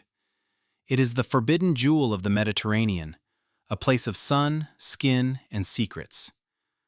The legacy of Ile du Levant is one of unresolved contradictions. It is a place that celebrates the human body while simultaneously testing the machines that are designed to destroy it. It is a place of historical tragedy and modern high-tech mystery. As the sun sets over the island, casting long shadows from the radar towers over the nudist village below, you realize that this is one of the most unique, fatal geographies on our list. It doesn't want to kill you with a snake or a virus. It wants to protect its secrets at any cost, and it uses the most advanced technology on Earth to ensure that the fence remains uncrossed. As we move away from the complicated shores of France, our journey through the forbidden takes a turn toward the truly bizarre. We have seen islands of war, islands of nature, and islands of ghosts. But our next destination is a place where the forbidden aspect is almost humorous, if it weren't so scientifically serious. We are traveling to the frigid waters of the North Atlantic, to a place that shouldn't exist, where a single forbidden vegetable once caused a diplomatic crisis and a scientific emergency. We are going back to where we started, to the vicinity of Iceland, to uncover the final, strange secret of the world's youngest island. It is time to look at the incident of the forbidden fruit on Surtsey. And as we conclude our list, we will head to one final, ultimate location, an island so secret that its very existence was denied for decades. A place that is the true end of the world. Prepare for the final descent. The Ghost in the Indian Ocean. Diego Garcia. We have traveled from the volcanic fires of the North Atlantic to the venomous forests of Brazil, through the radioactive scars of the Pacific and the haunted asylums of Italy. But as we reach the final destination on our list of the world's most forbidden places, we are heading to a location that is perhaps the most modern and most guarded of them all. It is an island that is often described as a black hole in the middle of the Indian Ocean, a place that appears as a tiny, footprint-shaped smudge on your map, but which is shielded by layers of geopolitical secrecy and military might that no civilian can ever hope to penetrate. This is Diego Garcia, the largest atoll in the Chagos archipelago. It is a place of blindingly white sands and lush tropical greenery, but it is also a place that officially does not have a civilian population. It is the footprint of freedom for the United States military and a footprint of betrayal for the people who once called it home. This is the final border, an island so secret that for decades its true purpose was denied, and its original inhabitants were treated as if they never existed. To understand why Diego Garcia is so strictly forbidden, you have to understand its location. It sits almost exactly in the center of the Indian Ocean, making it the most strategically valuable piece of real estate on the planet. From this one small coral atoll, long-range bombers can reach the Middle East, Central Asia, and the South China Sea. It is, for all intents and purposes, a massive, unsinkable aircraft carrier. Personally, I find the sheer cold logic of its existence to be more terrifying than any ghost story. It is a place where the beauty of the natural world has been paved over by 3 kilometers of reinforced concrete, designed to support the weight of B-52 Stratofortress bombers and stealth aircraft. But the forbidden nature of this island wasn't created by nature or by an accident. It was manufactured by a secret agreement between the United Kingdom and the United States in the mid-1960s. The darkest secret of Diego Garcia is not what is being built there today, but what was removed to make it possible. In the early 1970s, the British government, at the request of the United States, began a systematic and forced evacuation of the native population, known as the Chagosians, or Iloes. These people had lived on the island for generations, building a peaceful society based on coconut plantations and fishing. But to the military planners in London and Washington, they were an inconvenience. To clear the island, the authorities began by cutting off the supply of food and medicine. Then, in a move that I find to be one of the most heart-wrenching acts of cruelty in modern history, the British officials rounded up all the islanders' pet dogs, over 1,000 animals, and gassed them to death with exhaust fumes in a warehouse while the owners watched in horror. The message was clear: if you stay, you will be next. The Chagosians were eventually loaded onto ships with only a single suitcase each and dumped on the shores of Mauritius and the Seychelles, where they were left to live in extreme poverty, many of them dying of what they called tristesse, the disease of sadness. Today, Diego Garcia is a world of ghosts and high-tech weaponry. While the island is technically a British overseas territory, it is operated almost entirely by the United States military. There are no children on the island, no elderly people, and no families. The only residents are several thousand military personnel and civilian contractors who live in a world of air-conditioned barracks, fast food chains, and bowling alleys, all surrounded by a high-security perimeter that is invisible to the outside world. The surrounding waters are a massive marine-protected area, but this environmental status is often seen by critics as another layer of forbidden protection, a way to ensure that the displaced Chagosians can never return to their fishing grounds. It is a pristine wilderness used as a launchpad for war, a contradiction that defines the island's modern soul. There have been persistent and chilling rumors for decades that Diego Garcia serves as a black site for the CIA. During the early years of the War on Terror, investigative journalists and human rights organizations alleged that the island was used as a secret prison where high-value targets were held and interrogated, far from the reach of international law or the eyes of the Red Cross. While the British and American governments denied these claims for years, they were eventually forced to admit in 2008 that at least 2 extraordinary rendition flights had landed on the island to refuel. My personal take on these black sites is that they represent the ultimate forbidden zone, a place where the law itself is suspended and where a person can disappear into the blue horizon of the Indian Ocean without a trace. It is the architectural embodiment of a secret, a place designed to be forgotten. The island also gained a strange secondary notoriety in 2014 during the disappearance of Malaysia Airlines Flight 370. Because the plane vanished in the vicinity of the Indian Ocean, a popular conspiracy theory emerged that the aircraft had somehow landed at, or been intercepted by, the base at Diego Garcia. While these claims were eventually debunked by satellite data and debris finds elsewhere, the fact that the theory gained such traction is a testament to the island's reputation. People believe the impossible about Diego Garcia because the reality of the island is already so shrouded in mystery. It is a place where the truth is whatever the military tells you it is, and where the civilian world is kept at a distance of hundreds of kilometers. If you were to somehow land on Diego Garcia today, which would require bypassing a ring of naval patrols and advanced radar systems, you would find a landscape that is both beautiful and deeply unnatural. You would see the remains of the old coconut plantations, with stone ruins and a small abandoned cemetery where the ancestors of the Chagosians are buried. These ruins stand in the shadow of massive satellite domes and hangars filled with some of the most lethal technology ever devised. The contrast is haunting. The white sand beaches are still there, and the coral reefs are some of the healthiest in the world, precisely because humans have been forbidden from touching them. It is a sanctuary created by exclusion, a paradise that exists only because we are not allowed to be there. The legal battle for Diego Garcia is still raging. In recent years, the United Nations and the International Court of Justice have ruled that the British occupation of the Chagos archipelago is illegal, and that the islands should be returned to the people of Mauritius. But the United States and the United Kingdom have largely ignored these rulings, citing the unprecedented security challenges of the modern world. The lease for the military base has been extended until at least 2036, ensuring that for the foreseeable future, the island will remain a forbidden fortress, a place where the past is suppressed to make room for the future of global power. As we conclude our journey through the 13 most dangerous and forbidden islands on Earth, we realize that the forbidden aspect of these places is rarely about the land itself.